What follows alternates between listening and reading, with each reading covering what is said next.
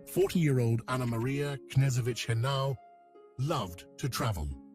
She had lived in Colombia, moved to the US after college, and taken many trips to Europe and Austria. What did she do on February 3rd, 2024, when she texted her family and friends and was never seen again? In the Salamanca neighborhood of Madrid, Spain, Anna's flat was empty, and she had pretty much disappeared. It's hard for the FBI and the Spanish police department to figure out what happened with Anna. As the case of Anna drew attention from around the world, everyone had their own ideas. It's possible that Anna's disappearance was planned. A woman who was by herself may have been harmed by a stranger.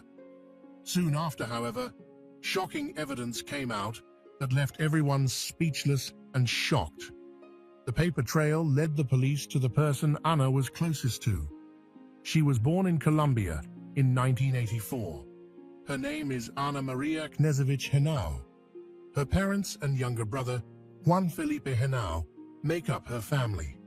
Anna's family and friends said she was a strong, loving, and caring woman, but not much is known about her childhood or upbringing.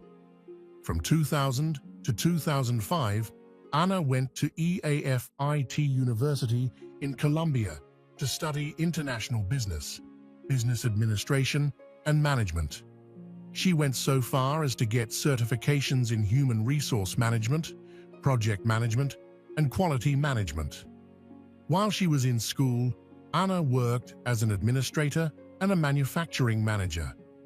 In 2001, she started working for Kodak Colombia as the administrator for health equipment services. She worked there for 4 years before moving to the US in 2005, which she thought was the best choice she had ever made. After moving to Florida, she got a job as the general manager of Alex Dominguez and Associates, a non-profit mental health group that helped kids with special needs, mostly autism. Anna worked for a non-profit for 5 years, from 2005 to 2010, and she loved every minute of it. Anna was a smart, driven woman who liked to take on new challenges and find creative ways to solve problems. Anna didn't work too much, though. She loved her alone time just as much. She liked cooking, reading, and getting back to nature. Hiking was her favorite thing to do outside. To stay true to her Colombian roots, Anna loved Colombian coffee, which she called her fuel to keep going. Anna was also very kind and helpful, and her brother Juan will always be grateful to her for everything she did for him. Anna liked it when other people did well. Not only did she want to be successful, but she also wanted to help other people by sharing what she had learned. When Juan was moving to England to do volunteer work with an organization for disabled people, Anna paid for his plane tickets and even got him a laptop. This was a very touching moment, Juan said. It turned out that Anna was right when she told Juan that these years would be the best of his life and should go. Anna was such a kind and caring person that she even offered Juan a job at her company in Florida because he liked doing volunteer work. Juan owed his sister everything he had. Juan was glad to have a sister like Anna who cared about him and wanted to see him grow and become the best person he could be. In fact, Juan said, "It's mostly because of her. I always told her that if it weren't for her, I don't know what I would be doing." It makes my heart happy to see that Anna and Juan had a wonderful relationship. Anna's caring and motherly nature made Juan's life better. Anna also really cared about animals. She loved dogs, and at the time of the case, she had a puppy. According to everyone who knew her, Anna was a lovely woman with a smile that made you want to hang out with her. Anna met someone important while she was general manager of the non-profit health organization. This person would change Anna's life in every way. Anna met David Knežević, an IT expert from Serbia who moved to the US at the same time as Anna. David is not well known. One thing we do know is that David was very good at computers. He went to the University of Educational Sciences in Belgrade, Serbia, to study computer science. David was also a senior engineer and data center virtualization architect for Telex. He met Anna in 2010. They got married in 2011 and started their own IT company together in 2012, which is called EOX Technology Solutions and is based in Deerfield Beach, Florida. David and Anna were meant to be together. They both had big goals and were great leaders. Eventually, they both wanted to work in IT and cybersecurity.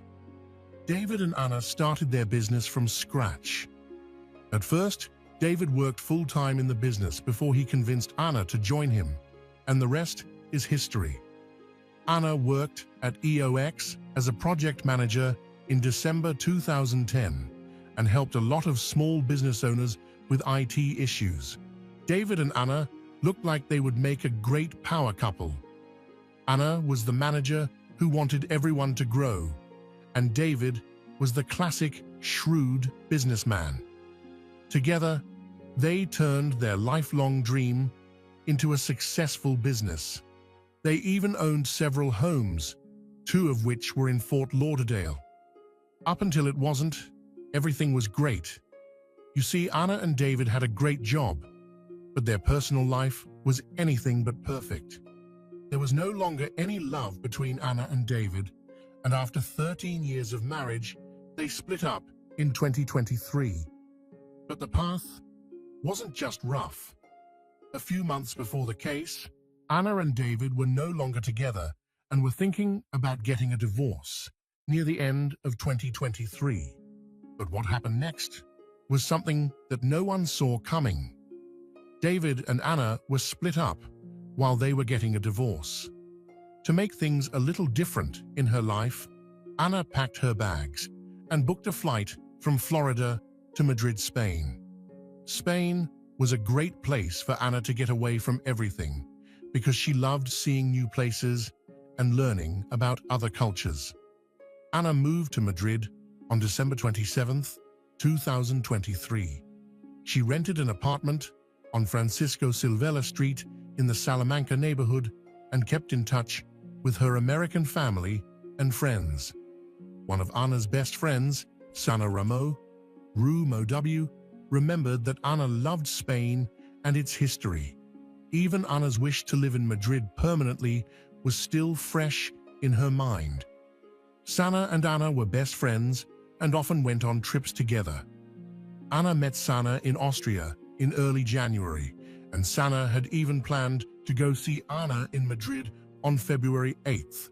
Sana said that Anna was depressed because of the divorce proceedings that were still going on, but she was seeing her therapist regularly and even taking her medicine to help with her depressing thoughts. Anna even told Sana that she wanted to work for a non-profit in Spain that helped abused women when she was done ending her marriage to David. Anna was even going to go to a conference in Barcelona with a friend on February 5th. CCTV footage shows that Anna was seen walking back to the flat she rented in Madrid around 2:30 p.m. Also that night, Anna called her friend and heard how happy and excited she was for her trip to Barcelona on February 5th. They didn't hear any sadness, fear, or stress from Anna. It looked like everything was fine during the call. On February 3rd, though, things started to go haywire, and Sana was the first person to notice that something wasn't right. While Sana was busy with other things, Anna sent her 2 WhatsApp messages. She was happy to hear from her friend, but as soon as she read the texts, her stomach felt very sick and uncomfortable. The texts seemed to be from Anna.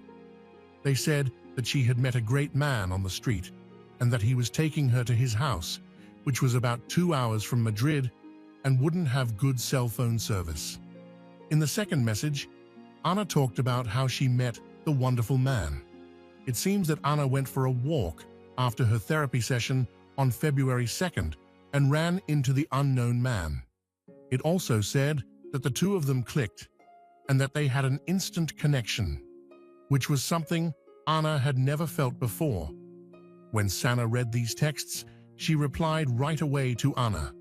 She was sure something was wrong and begged Anna to tell her where she was or give her more details about that man. But Anna didn't answer any of Sana's panicked texts. It was very strange for Anna to leave with a stranger with whom she had an instant connection. For starters, she hadn't said anything about meeting a man on the call with her friend earlier that same day, so the timeline in the texts didn't make sense. After hearing that Anna was happy and excited to see her friend in Barcelona, that was it. Anna's close friends know everything about her life, so if she had met someone, she would have told them. Also, Anna would never leave her friend for a stranger she met in her Madrid neighborhood. Not long ago, Anna and her friend were planning to visit Barcelona. That was only 2 days after Sana got those strange and confusing messages from Anna. This was not like her at all. Sana didn't think Anna was impulsive or careless, so the idea that she would cancel her plans with her friend seemed impossible. Third, and this was also the thing that scared Sana the most, the messages didn't sound at all like Anna. That they felt flat, emotionless, and like they didn't have any personality. When people type, they all use a different tone. Texts are hard to explain because everyone types and talks about their feelings in their own way. Sana was sure that the texts weren't from Anna because of what she was reading, but Sana wasn't the only one who got strange messages from Anna. Juan, Anna's brother, got a text from her in Spanish, and he was also confused after reading the WhatsApp message. Even though it was typed in Spanish, Anna never spoke that way in real-life text conversations. The language was different, like someone wrote something in English and then had Google translate it. Anyway, the strange messages made Sana very nervous, so she called Anna's friend in Madrid and then the Spanish police. After 2 days, February 5th came around, but Anna didn't show up to go to Barcelona with her friend. This made Anna's friends even more scared, and that same day, 40-year-old Anna Knezovich was officially reported missing by the police. At first, the detectives looked through Anna's flat. Other than the fact that Anna wasn't there, they didn't find anything strange. Since Anna's phone, laptop, and chargers were missing, there were no signs of theft. The house wasn't broken into or overturned, and the flat didn't seem sketchy either. We don't know if the police searched Anna's flat in great detail or just looked around and believed what they saw. Another thing that has been said is that the searchers were firefighters and not real investigators. This may have caused some clues to be missed. The case is still up in the air and not very clear because the Spanish police didn't release much information about it. 4 days after Sana and Juan got those WhatsApp messages from Anna on February 7th, Juan actually talked to the police and told them something very important about Anna and her personal life. He said that there was a lot of money to be split between Anna and David because they were going through a very messy divorce. David, Anna's ex-husband, wasn't happy about how their assets were split either. He thought he should get more than his fair share. Right from the start, there was something wrong with Anna and David's relationship. Even Anna's brother told the police that Anna and David had problems in their marriage, even though they were very close and had tried several times to save their relationship. But things ended tragically in early 2023, when Anna told her family through tears that she and David had broken up and were going to get a divorce. As the police looked into Anna's disappearance more, some very strange things came to light.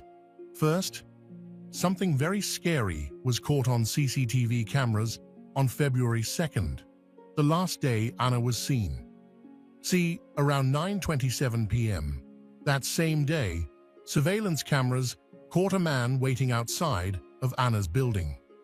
This might have been a normal thing to do, but for the next two facts. The man had a helmet on, but he didn't have a motorbike. The man couldn't get into the building because he didn't have a key card and didn't live there. He was seen waiting for people to enter or leave through the front door so that he could sneak in behind them. But more strange things happened. Soon after the man entered the building, while still wearing the helmet, he sprayed black paint on the surveillance cameras to turn them off. He even messed up the main door to the building by putting duct tape on the lock to stop it from working.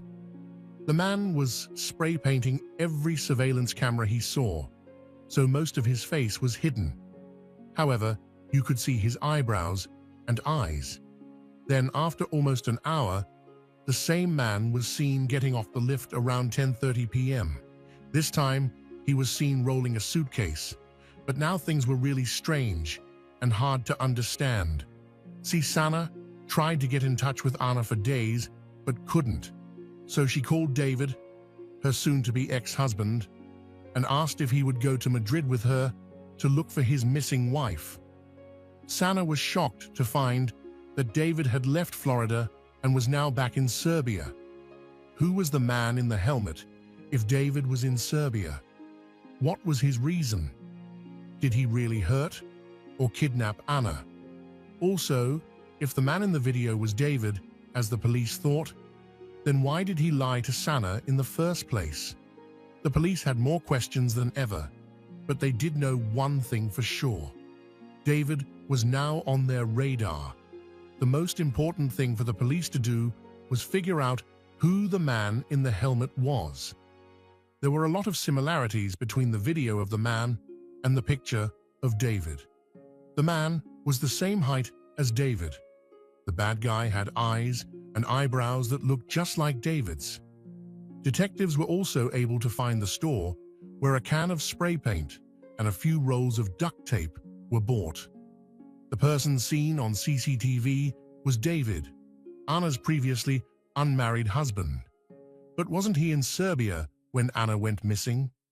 This man was in a store a lot of miles away from where he said he was. The police were very suspicious after hearing this, so they followed David around before Anna disappeared. Some say that David did go to Serbia, but not really. He flew from Miami to Istanbul, Turkey, and then to Serbia on January 27th. When he got to Serbia on January 29th, he rented a car. The police in Serbia called the rental car company and found out that the car had been returned, but with tinted windows, 800 miles on the odometer, and stolen license plates. David may have used this car to get to Spain. On February 2nd, he was seen paying cash in a Madrid hardware store for spray paint and duct tape. As part of the investigation, police used car readers to look at the stolen license plates from Madrid. They were found near a motorcycle shop where the man in the mask bought his helmet, and on Francisco Silvela Street, which is where Anna rented an apartment on the terrible night she disappeared. When the suspicious man left Anna's apartment building with the suitcase, the same car with the stolen license plates was seen on several cameras at Madrid toll booths. This was even scarier. The driver could not be seen by the camera because the windows were tinted. On the other hand, David seemed to be trying to be as quiet as possible by running away. But why did he do that? Why would he go to such trouble? Why did he think someone would follow him? To top it all off, David is said to have asked a Colombian woman he was dating on a dating app to translate some messages for him in perfect Colombian Spanish on February 3rd.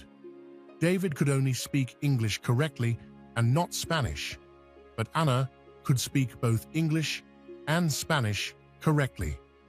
After that, the woman called the police.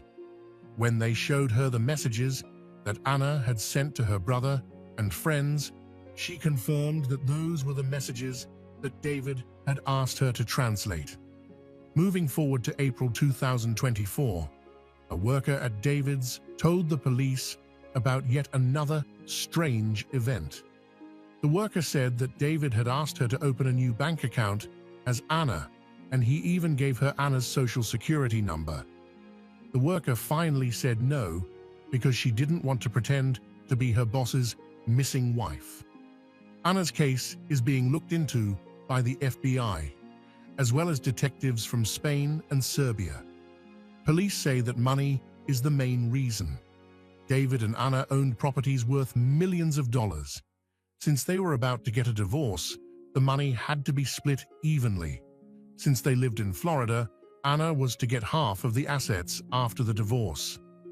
David may not have liked this, and he had no choice but to make up such a complicated and evil plan to supposedly kidnap his wife in another country. See how carefully David planned every step of his evil scheme, all for money? It scares me. David was caught at Miami International Airport on May 4th and charged with kidnapping 40-year-old Anna Henao. There was a lot of evidence that pointed to him as being involved in Anna's disappearance. The wealthy man with ties to other countries was taken to the Federal Detention Center in downtown Miami because he was a flight risk and a danger to the community. Just 1 month before Anna disappeared, David sold 6 rental homes in South Florida to the same buyer.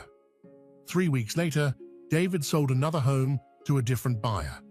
The sales brought in a huge $6 million, and the police were worried that David could easily leave the country if he had this much cash. David went to court on June 10, 2024, after being arrested and pleaded not guilty to taking his wife hostage. Then, David's lawyer denied the prosecution's claims that he could leave the country. He said that David can't leave the country because he doesn't have any money. The Henao family, on the other hand, were worried when Anna told them about her tense divorce from David. The prosecution says that Anna was afraid of David because she fought his claim that she should get more than half of the assets. This is what made their divorce so difficult and messy. David's defense, on the other hand, focused on the fact that the breakup was friendly and that they had worked out their differences in money. As of June 18, 2024, the trial was supposed to happen on July 23rd, but it was pushed back. David asked for bail in August 2024, but it was denied because he is a high risk of running away. But that didn't stop David from asking for bail again, and on September 10th, he was turned down again. Judge Torres also threw out the defense's attack on the prosecution. It seems that the prosecution doesn't have the right to charge David with kidnapping in Miami since Anna went missing in Spain. Judge Torres also said that there was a lot of proof that David had been kidnapped. What will happen next? Well, the case of Anna Nesevich Henao's disappearance is still going on. David Nesevich, Anna's husband, and the main suspect is in police custody, but Anna still hasn't been found. This is a very sad part of the case. In August, firefighters flooded heavily wooded areas of Italy's province of Vicenza in an effort to find Anna, but they haven't been able to. Anna's family hasn't heard from her if she is still alive and out there. Even though Anna's family is holding on to the hope that she is still alive and well, the chances of that happening are sadly very low. Even now, Anna's phone, her missing things, and the mysterious suitcase still haven't been found. The FBI says that David attacked Anna on the night of February 2nd, put her body in a suitcase, and then dumped it somewhere along with her phone and laptop. Of course, this is all just a guess since David hasn't admitted to anything and no one has found the suitcase yet. David and Anna, who is still missing, are the only ones who seem to have known what happened on February 2nd, 2024. According to statistics, if a missing person doesn't show up or call their family within 72 hours, it's very likely that they're dead. In Anna's case, since she went missing in a different country, the chances are even lower. Amidst their grief, the Henao family still hopes that Anna will be found guilty. Juan, Anna's brother, said, "We trust the American government and the justice system. We know they'll do what's right for my sister. We all want that." The whole process of putting together the evidence and events in Anna's case has been disappointing. 7 months after Anna went missing in Madrid, everyone is still waiting for David's trial, but no one knows when it will happen. We can only hope that David is found guilty at the end of the trial and that he is punished for his horrible actions. In most cases like this, it seems pretty clear-cut, and I'll usually give my opinion at the end. But I'm not sure about this one. It is very clear that David probably had something to do with Anna going missing. But the problem I have is that all the evidence I've seen isn't very strong. We don't really have anything. When you look into a case like this, you hope to find clear CCTV footage, DNA, fingerprints, or something else. We only have a theory that David is the man in the motorcycle helmet, a weak witness statement that David was likely the person who asked for the translated texts, and a co-worker that David asked to help him commit a crime. Really, anyone with half a brain knows that all of these things are very suspicious and that David was probably involved with Anna's disappearance. But when you bring these things up in court, it's just that I'm not sure it will be enough to get someone convicted. It doesn't matter to me how this trial turns out. I just hope that Anna's family can find peace. To make things even better, Anna should be found alive somewhere. But we all know that this is incredibly unlikely to happen. It's the most important thing to me that Anna's family gets the answers they need. Thanks for watching till the end. If true crime fascinates you, make sure to like, subscribe, and turn on notifications so you don't miss the next case. Let me know your thoughts below. And until then, stay safe and keep digging for the truth.